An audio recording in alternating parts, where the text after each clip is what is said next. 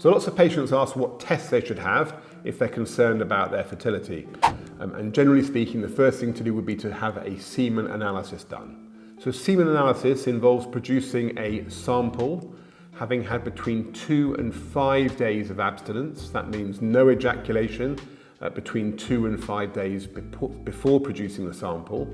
And the sample should be produced, generally speaking, in the clinic where it can be analysed quickly. And for patients who are concerned about their fertility, that would be the first step on the male side. Now, if the parameters are not normal when they're first checked, then I would suggest that the patient has a second analysis, but at least 3 months after the first one. And the reason for that is that an illness or a fever can actually significantly affect sperm count, and it takes 3 months to make sperm. So you want to have allowed at least one complete 3-month period after the first semen analysis to make sure that if the parameters are abnormal, it's not due to some illness which has temporarily affected the sperm count.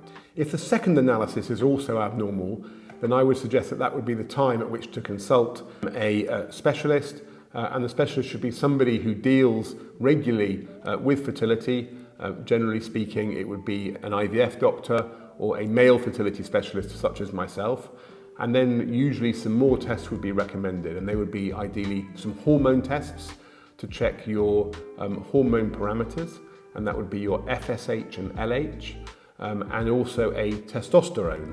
And the important thing about having your testosterone is it should be done early in the morning, so ideally when the clinic opens or when the blood testing facility opens, ideally at 9 or 9:30 in the morning, not having had a big breakfast, because the testosterone level can vary quite a lot during the day, and it's normally highest first thing in the morning. So in summary, ideally 2 semen analyses, at least 3 months apart, and then if those are abnormal, you need to see a specialist, and you would need to have, ideally, before you see the specialist, an FSH, an LH, and a testosterone done.